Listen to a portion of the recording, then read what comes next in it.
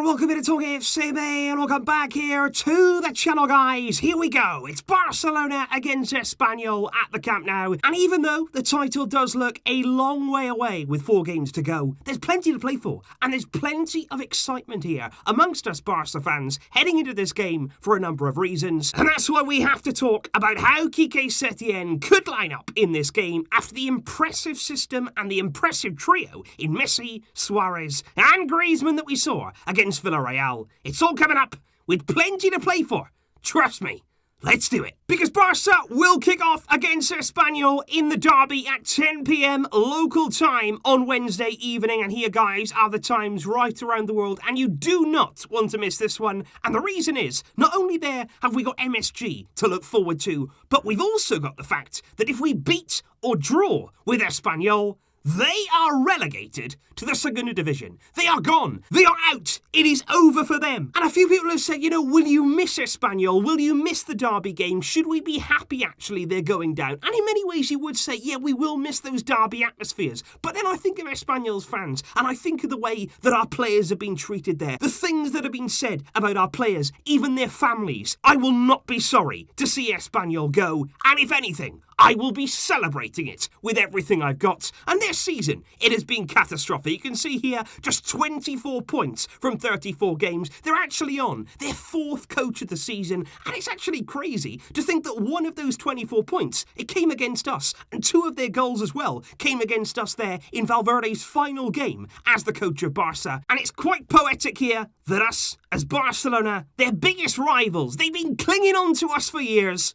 And now we have the ability to send them straight down. And in terms of our own situation, we do remain 4 points, effectively 5 there, adrift of Real Madrid at the top of the league with just 4 games left this season. Like I say, the title right now is looking unlikely. But as I also said, there's plenty to play for because, of course, we want to win. We're going to keep fighting for the title until it's mathematically impossible. Once again, in midweek, we play ahead of Real Madrid so we can put the pressure on them as much as possible. But coming into this game, it's more than that. Because I think here we desperately not just want to fight for the league, it's not just here about trophies, we want to see us build on that genuinely exciting display we saw against Villarreal, and in particular there, the promise of that brand new system from Quique Setien. And I think we're all going to be waiting to see how it takes shape in this one. And I think not just thinking there about the league, not just thinking there about the excitement we've had, but thinking ahead to August to the Champions League. That is why this preparation now, it's perfect. And I do believe this game in particular, coming up against a team like Espanyol, it is actually perfect preparation for this system. Because against Villarreal, when we saw us playing some phenomenal free-flowing football, some fantastic fluidity there in our attack, there was a feeling as though Villarreal did play into our own hands a bit. They tried to come out and play, they tried to hit us on the counter, they left plenty of space there in behind their back line. And that's not going to be the same when it comes to Espanyol, and that's going to give us a very, very different challenge to what we saw against Villarreal. And that'll be good. It'll be good here to test it in a completely different environment. Because as we know, Espanyol, given their situation, given their lack of quality in their team right now, they're going to sit very, very deep in the field. They're going to be absolutely defensive. Even though they desperately need a win, they're still going to sit back and they're going to be very, very aggressive in their challenges. And then it's going to be interesting to see how MSG penetrate in the same way. How can they create the same amount of chances they did against Villarreal? They're going to have to work in a slightly different way. And I think Setien is very much aware of that. We heard him speak, of course, in his press conference earlier today. We spoke about that in a lot of detail. And he spoke there about finding solutions in these different types of games against different types of opposition. And it's going to be so interesting tomorrow to see what kind of solution he finds for a different style of team. Will we see exactly the same system? Will we see a few variations here and there? What kind of players are going to play?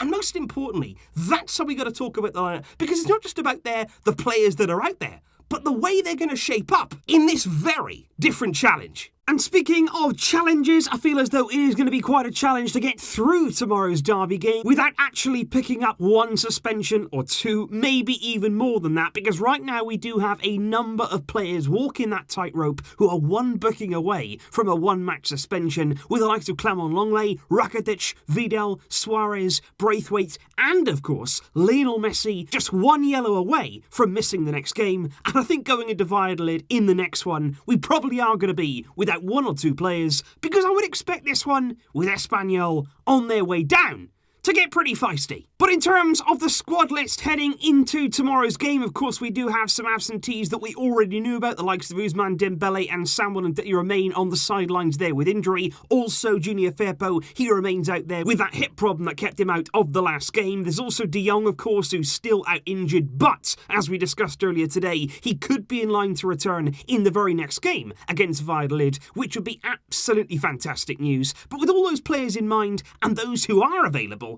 how will Setien line up tomorrow? Can we expect any changes? Well, I think when you look in there at that back line, of course, we are going to see Marc-Andre ter Stegen. I would expect Longley and Piqué there to be at the heart of our defence. And I think if we do pick up any suspensions, Ronald Araujo is going to be straight into that team. And that's going to be good to see. Obviously, Alba will continue at left back, even though he did appear to be tiring as the game went on against Villarreal. But with no Junior Firpo, he's likely to continue in the team with Nelson Semedo there at right back. And I think Sergio Busquets played really well against Villarreal. He will be there holding in midfield. The question is then, what are we going to see in the final third of the pitch? Who's going to be the two remaining midfielders? And of course, looking on then to the front three, are we going to see the same system against Espanyol? Are we going to play that narrow diamond in midfield with the two centre forwards? And I think certainly there, Sergio Roberto should and will keep his place in midfield. Quique Setien earlier today was glowing in his praise of Sergio Roberto, and I think it's going to be interesting in this game to see how he performs with less space in that midfield. Alongside him, though, I would make a change. We saw Arturo Vidal playing against Espanyol. I would start Riqui Puig,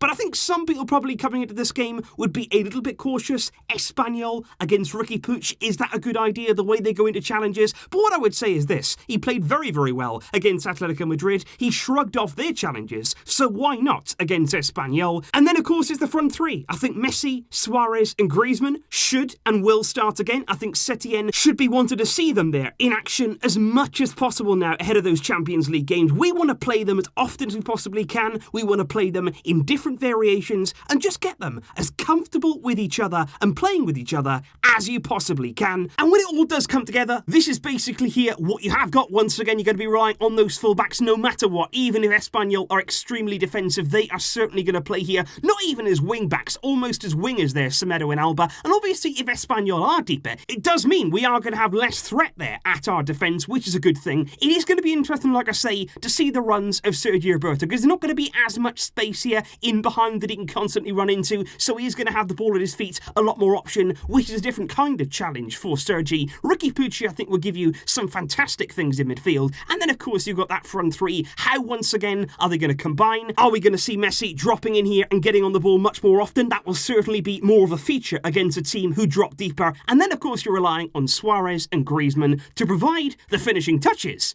And this game, for me, it's exciting, it's fascinating, and I really do hope we see a continuation of the promise that we saw against Villarreal. And with that promise in mind, we do finally move on to the predictions ahead of this game. And I thought ahead of Espanyol, we kind of do something here a little bit different. We're not going to be focusing on the result as such. What we are going to be focusing on is that performance, and in particular, from that trio, MSG. And I spoke after the game there against Villarreal, and I said to you guys, do you believe this is a turning point? Do you see now a different trajectory? Do you see a different path for the front three? And over half of you right now believe that Villarreal was a genuine turning point for MSG. Less than 10% of you believe that it wasn't, and 30% of you still want to have a look. You're still not sure. And I think, to be honest there, I go between yes and I go between not sure, because I do believe against Villarreal we saw genuine excitement from this Barcelona team, and we saw a genuine connection for one of the first times from the trio. But we need to see it regularly. It was all great, it was all fantastic, and I was so happy with what we saw,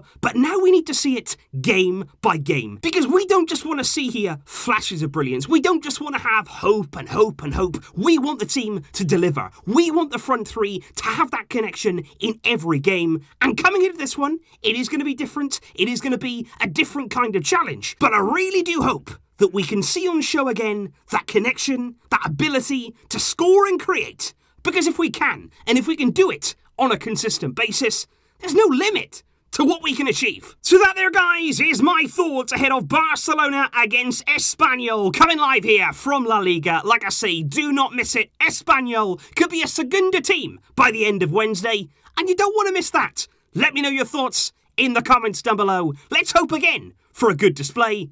I'll see you tomorrow. plenty more to come. But until next time, as always, Visca el Barça!